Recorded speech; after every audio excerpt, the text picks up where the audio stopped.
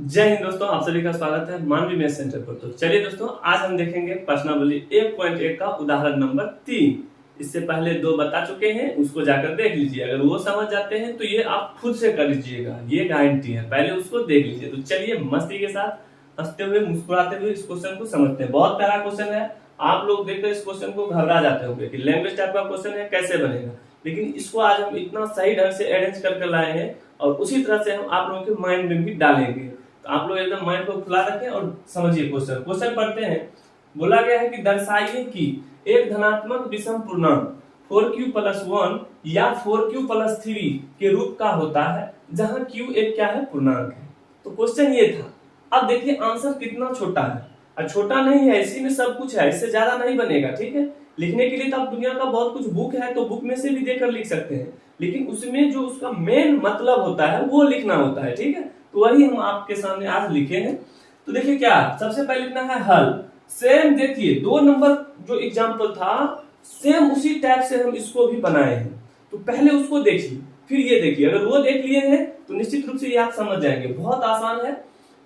हम लिखे माना ए कोई धनात्मक पूर्णांक है, वहां पर भी माने थे कि माना ए कोई धनात्मक पूर्णांक है तथा b बराबर 4। अब ये b बराबर 4, इसके बारे में हम वहां पर बतलाए थे कि b का वैल्यू वहां 2 था और यहाँ 4 है। तो निश्चित रूप से हम क्या बतलाए थे कि जो q का गुणांक होता है, यानी q के गुणांक में क्या है, ये 4 है। यहाँ भी q के गुणांक में क्या है, ये 4 है। तो ये हमारा b का वैल्यू हो गया। हम जानते हैं कि ऊपर वाला जो लिखा हुआ है, ये हमारा यूक्लिड विभाजन का जो फॉर्मेट होता है, a बराबर bq+r, यानी r का वैल्यू यहाँ 1 है, यहाँ 3 है, नहीं तो वही हमारा फॉर्मेट है। तो हम b का वैल्यू 4 कहां से लिए हैं, जो q का गुणांक होता है वहीं से हमेशा लेना है। ठीक है, अब नीचे से लिखेंगे किसी पूर्णांक q का वैल्यू हमेशा 0 से बड़ा होता है या बराबर होता है। ठीक है, ये उस वहां पर भी लिखाए थे कि किसी पूर्णांक q का वैल्यू जो है वो 0 से बड़ा होगा या बराबर के लिए यूक्लिड विभाजन परिमिका से। हम जानते हैं कि यूक्लिड विभाजन परिमिका का जो फॉर्मूला होता है, ये होता है a बराबर bq+r। लेकिन यहाँ पर b के स्थान पर 4 है, क्योंकि हमने तो वहां से b निकाल लिया है। तो a बराबर हो जाएगा 4q+r। अब देखिए हम जानते हैं कि r बराबर 0, 1, 2, 3 होगा। कैसे, तो आइए हम यहाँ पर समझाते हैं। हम आपको बतलाए थे कि ये हमारा होता है b, ये होता है a, ये होता है q और ये होता है r।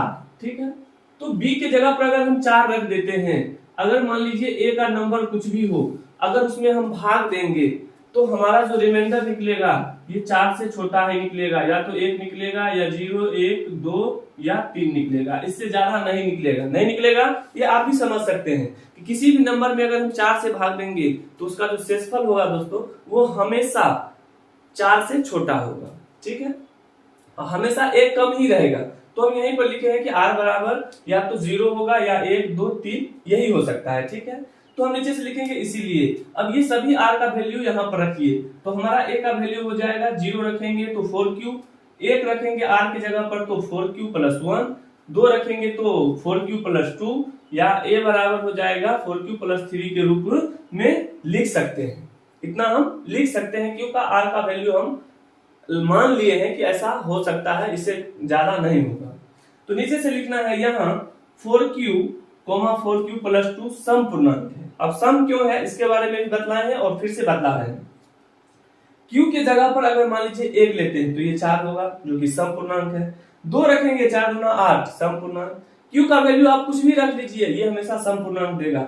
यहाँ पर भी 1 रखेंगे तो 4 एकम 4 2 6, यहाँ पर भी रखिए, यहाँ पर भी q का वैल्यू आप कुछ भी नंबर रख लीजिए, एक मतलब 0 से लेकर और इंफिनिटी तक, ये आपका सम पूर्णांक ही होगा। ठीक है, तो नीचे से लिखना है अतः सभी धन पूर्णांक 4q+1 या 4q+3 के रूप में होगा। ये हमारा विषम धन पूर्णांक होगा। ये हमेशा याद रख लीजिए कि ये हमारा क्या होगा, विषम धन पूर्णांक। अब यहाँ पर q का वैल्यू कुछ भी रखिएगा, प्लस में 1 है ना, तो वो हमेशा आपका क्या होगा, विषम धन पूर्णांक होगा। ये हमारा 4q+3 है, q का वैल्यू 1 रखिए, 4 एकम 4 3 7 होता है, तो ये भी हमारा क्या है, विषम धन पूर्णांक है। क्वेश्चन में कुछ है ही नहीं। देखिए कभी कभी क्या होता है कि कुछ लाइनें आपको माइंड में सेटअप करना होता है। ठीक है, तो चलिए हमें उम्मीद है कि ये आपको समझ में आ गया होगा। तो चलिए इसी बात पर एक कुछ याद आया है तो हम सुना देते हैं। कि कहते हैं कि जिंदगी में कोशिश हमेशा करना चाहिए।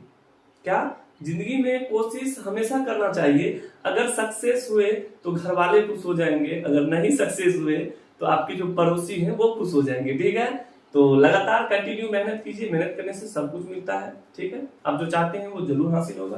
तो हमें उम्मीद है कि ये तो समझ में आ ही गया होगा। तो जल्दी से एक लाइक कर दें और अपने दोस्तों में शेयर कर दें। और अगर हमारे चैनल पर आप लोग पहली बार आए हैं तो चैनल को सब्सक्राइब भी कर लीजिए, ताकि इसी तरह से आपके पास जो है मेरा मैथ्स का वीडियो या क्लास 10 का ऑल सब्जेक्ट का वीडियो मिलता रहेगा। तो मिलेंगे अगले वीडियो में दोस्तों, तब तक के लिए जय हिंद, जय भारत।